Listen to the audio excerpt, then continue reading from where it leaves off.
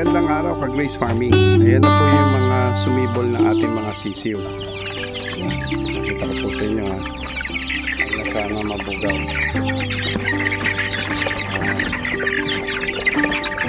Ayan po yan. Ayan. At meron pa po tayo dito. Ayan.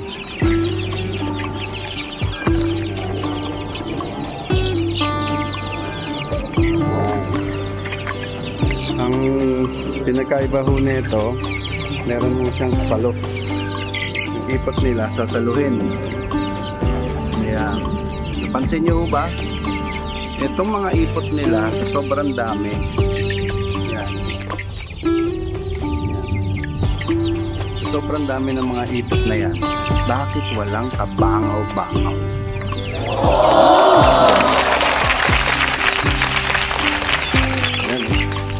Halos ayaw dapuan ng mga bangaw, no? Meron po diyan mga black soldier fly. Iipot.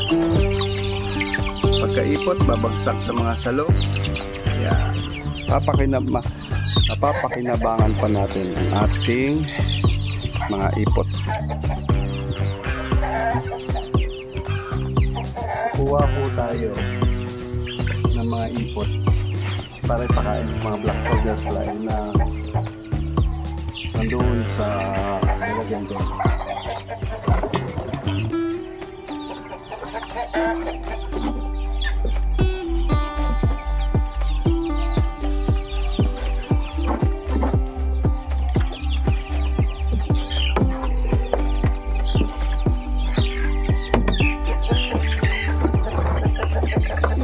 Pinupuntahan ko ng mga manok para kumain din ng mga black soldier fly larvae.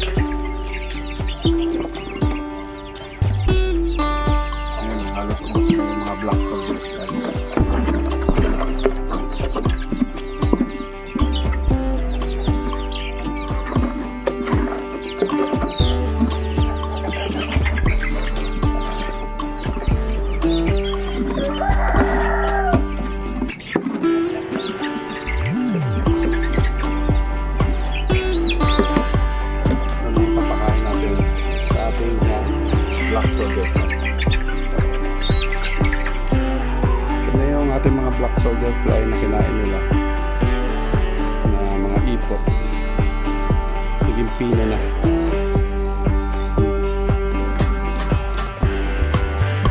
So ngayon kailangan natin sila bigyan ng panibagong ipot dahil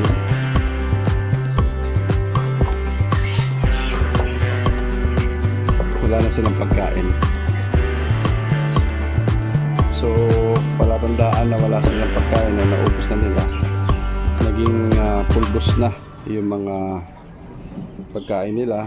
At the same time, ayan o, yung mga dahon ng saging wala na rin. Ayan. So, ganun din dito.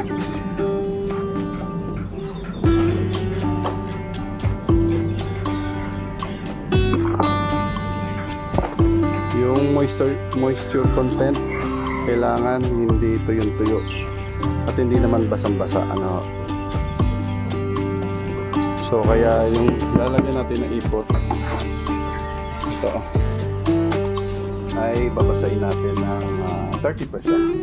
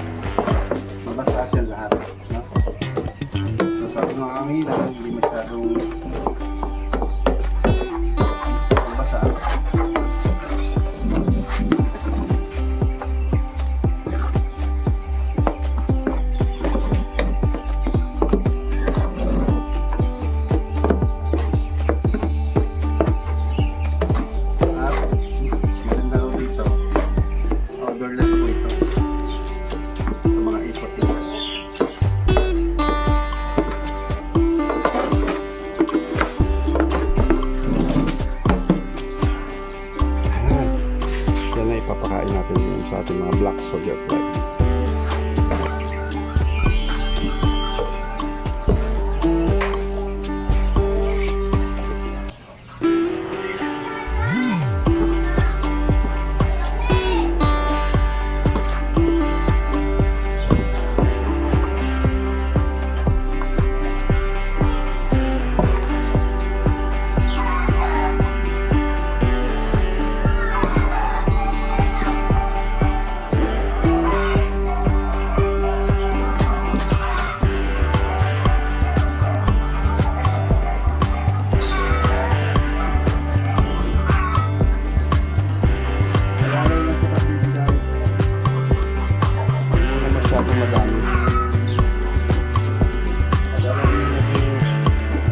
Parang pulbos na yung kanilang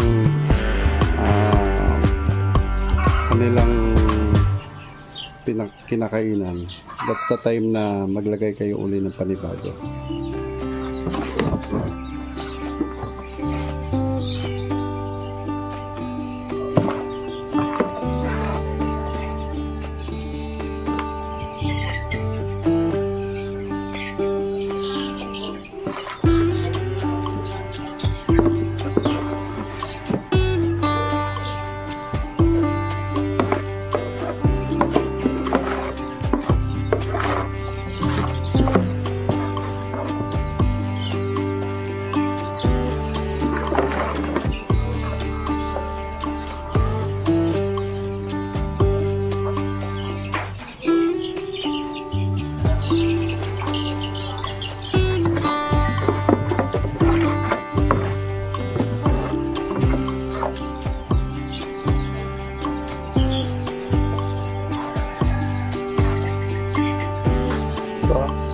Babalikan natin doon sa kanilang pinagagyan para kumuha ulit.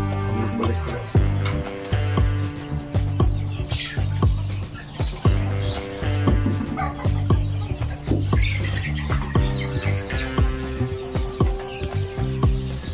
Yan na sila.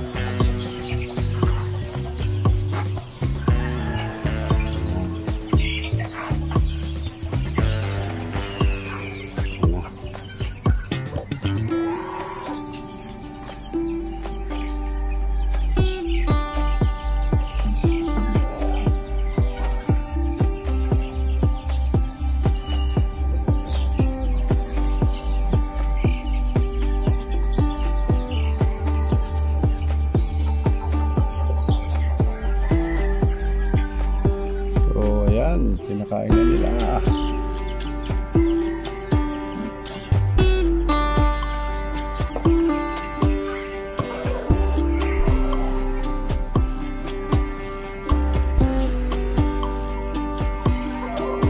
Kaya